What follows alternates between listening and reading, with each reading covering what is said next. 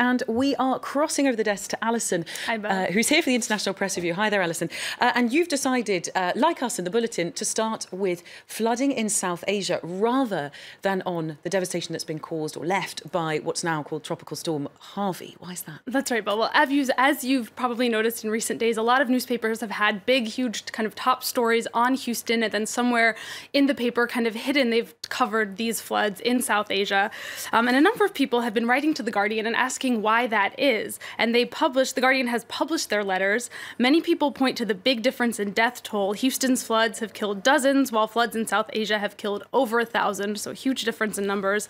And one person who wrote in a letter, she writes, "The implicit message is that people in India, Nepal, and Bangladesh are far less important than a pet in Houston." And she continues, "I don't want Texas coverage reduced, but please take notice of the rest of the world." Many news sites are acknowledging the difference in coverage as well. You can see in this headline from Quartz, they say, while Harvey devastates Texas, 1,200 people have died from severe floods in South Asia. And now Quartz says it's understandable that the devastation of developed metropolises makes international headlines, but the flooding in South Asia shows that climate change, weak infrastructure, and irresponsible governance are becoming deadlier as the years go by, and the media really needs to sit up and pay attention. Yeah, absolutely. It's a really interesting topic, that. And some of the papers have gone further, where they've been suggesting that one of the reasons, or the main reason, that cities like Mumbai might see such extensive flooding is poor management. Right. This is an interesting op-ed published in the Times of India by two researchers who say that the government needs to stop blaming the flooding on climate change. They say it's the government's job to better plan for climate change's impacts. And one interesting thing they point out is that many cities which see floods every monsoon season are also the ones that are the most in danger of seeing droughts. And they call for floodwater to be better stored for use during the non-rainy season. So it's one of the interesting ideas they have. Meanwhile, there's an article in the New York Times that focuses on the particular struggle faced by Mumbai's poor. The reporter there says that for those living in Mumbai's slums, there are only two seasons: the rainy season and the demolition season, which is when wrecking crews come and rip down their homes because they're living in slums. This reporter, though, in this article also focuses on the solidarity that he's seen in Mumbai, and says that Indians were very proud that they haven't seen any looting, which was a problem that authorities were worried about in Houston. Yeah, and it is interesting, that difference between what it's like to be a victim in Houston versus, say, for example, in Mumbai, of this sort of flooding. Well, we're going to move over now to a different subject, to Mecca, where millions of Muslims are, of course, gathered to mark the second day of the Hajj pilgrimage. That's right. This is the annual pilgrimage to Mecca that all Muslims are supposed to make at least once in their lifetime, if they have the means to do so. The Saudi paper Al Watan is singing the praises of their government on their front page today. They're saying that Saudi Arabia has been very well organized, security is very tight. They have more than 2 million pilgrims there on site today. There is some diplomatic tension hanging over the Hajj this year after Saudi Arabia and other Gulf countries chose to cut ties with Qatar.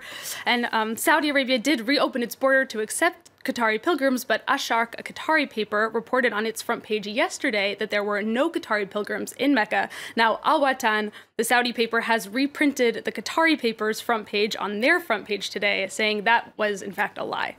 Well, whilst that's all going on, it seems that there are some pilgrims from the Ivory Coast who've also had to cancel their trips. This is an interesting article from Jeune Afrique that talks about travel agencies who take advantage of Hajj pilgrims. The article talks about nearly 300 pilgrims from the Ivory Coast who planned their trip through a travel agency and found out at the last minute that the organization never got them their travel documents. So according to Jeune Afrique, this is a widespread problem, especially in countries like the Ivory Coast, where a lot of people are very inexperienced travelers. The Hajj might be the one trip they make in their lifetime. In this cartoon, I found a little bit heartbreaking. You can see this man is asking, "Did you walk around the Kaaba?" which is that black cube building in the middle of the Grand Mosque. We see people walking around, and he says, "No, I just walked around at the travel agency." Oh my gosh, that is really heartbreaking.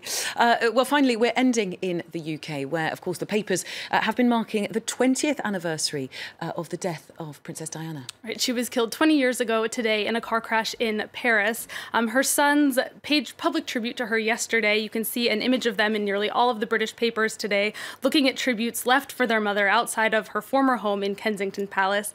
That quote that you see there in the headline comes from her younger son, Prince Harry. He says, "All of us lost somebody that day." British tabloid The Sun also gets at the idea that Princess Diana's death really created a sentiment of collective grief in the UK.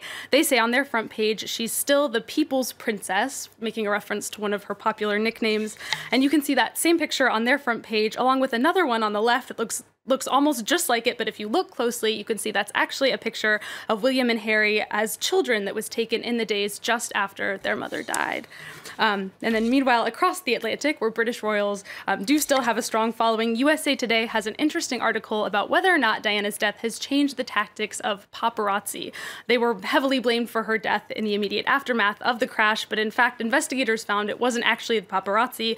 It was because her driver was drunk and she was not wearing a seatbelt. Now, USA Today says that Princess Diana's death has made it generally less tasteful to cover royals and celebrities, but that what's really changed paparazzi is the event of social media, because now anyone who has a smartphone or a camera can capture photos of celebrities. So we are, in essence, all paparazzi now, or able to be. Alison with the International Press Review, thank you very much for that.